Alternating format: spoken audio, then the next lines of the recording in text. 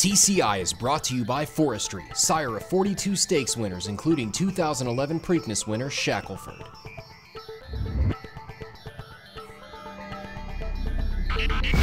Welcome back to TCI, your inside track to the Triple Crown. I'm John Siegel alongside Joel Cunningham. All right, Joel, this is the show where we see how this weekend's races affect the TCI top 10. There was only one race with graded earnings up for grabs, but there were two other performances that were noteworthy. Absolutely. You talk about the Rebel Stakes as the graded race, but John, there was a listed stake at Aqueduct that I thought was important and was impressed with the performance.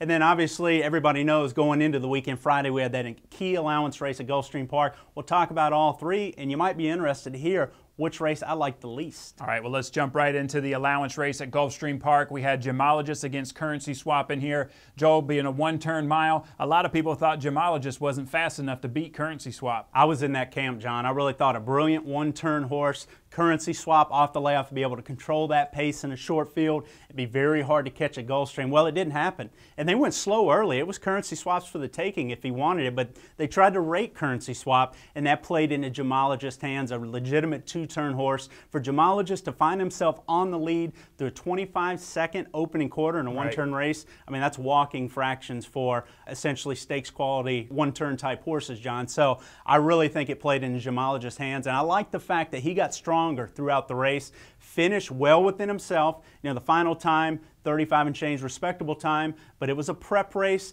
He wasn't asked a lot in the stretch, and he galloped out great. So I think this will set him up for another forward step next time out, whether that be the Arkansas Derby or the Wood Memorial. You know, Joel, that's a big question, but I got a question for you. Did he do enough to increase his standing on the TCI top 10? Well, John, we talked about our top 5 last week and how we really thought they were heads and shoulders above the rest of the 3-0 crop.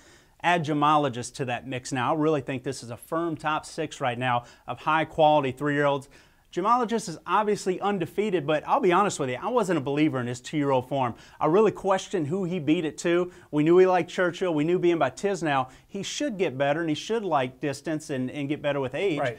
He clearly has done that, John. He's gotten faster this year because if you watch him in that race, he won well within himself, wasn't asked to run fast, but he still ran fast and ran a racehorse time. I think it's just going to set him up perfectly, go 1 1/8 next time out.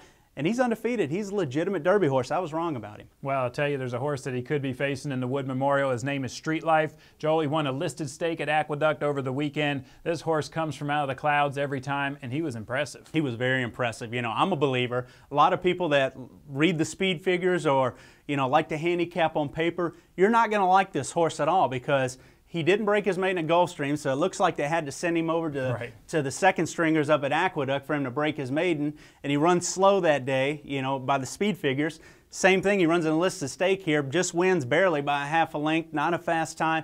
But the bottom line is the horse needs pace to set his race up. He's pace dependent, John. He's a stone closer. If you watch that maiden win visually, how visually impressive it was, you had to be excited by his turn of foot. And then you watch him coming back in the stakes race, they go 25 and change, 50 and change, 115 and change for 3/4. I mean, that's slow maiden claimer fractions, John, and these are stakes horses. However, he makes up all that ground, finishes strong, and still wins the race. I mean, I think you just have to be impressed with that, and who cares what the buyer figure was or whatever. Right. I was visually impressed with his performance. He's just going to get better as the distances increase, but he put in a lot of work there to now come back in 3 weeks. That's going to be a tough test for him, especially stepping up against the likes of Hansen that's had more time off, you know, against maybe the likes of Gemologist. I mean, he's going to get a real class test in there, but I think he's a good one, John. I wouldn't be surprised to see him run well. Did he do enough to get on the top 10? He doesn't at this point, but he and another horse that we're talking about are right on the fringe of getting in. Trust me, I think Street Life's a legitimate contender in the Wood. If he bounced out of this race okay and he gets pace in the Wood,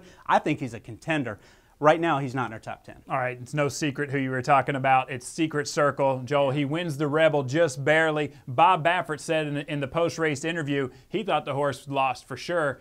He's classy enough, gets the job done, but does he get on the TCI top 10? You know, Cyber Secret kind of dove outside of him and forced Secret Circle to make his move in between horses, and he looked done to me around the far turn. Martin Garcia was pumping on the horse, and he looked like he was running in place, but when they straightened for home, he re-engaged again, and they compared this horse a little bit to Silver Charm, in that he only does just enough to win. Well, For me, I appreciate his class. I still worry about how far he's going to go because when you look at the finish of that race, it just wasn't that fast of a finish. It wasn't that fast of a race. I'm not sure what he beat in there when you see Optimizer closing late and they come home slow and Optimizer gets second. I appreciate this horse, but he's not going to make my top 10. If I had a top 10 list of the 10 best 3-year-olds, he'd be in the top 5 without question. Right. This is a Derby list. This is a Triple Crown list. And if I don't think you can get a 1.25 miles, you're not going to make this list. I liken him to the Factor. Not a nice horse, but not a Derby horse. Well, Bob definitely owns the Rebel Stakes. He's winning it all the time. He did the same thing with the Factor. Yep. Now we'll see if this horse can progress, move forward. He did the same thing with Looking at Lucky. He definitely did. Bob is the master there at the Rebel. Joel, thank you so much for your time. Thank you guys for watching. Make sure you come back on Thursday. We're going to preview the Spiral Stakes and also the Sunland Derby.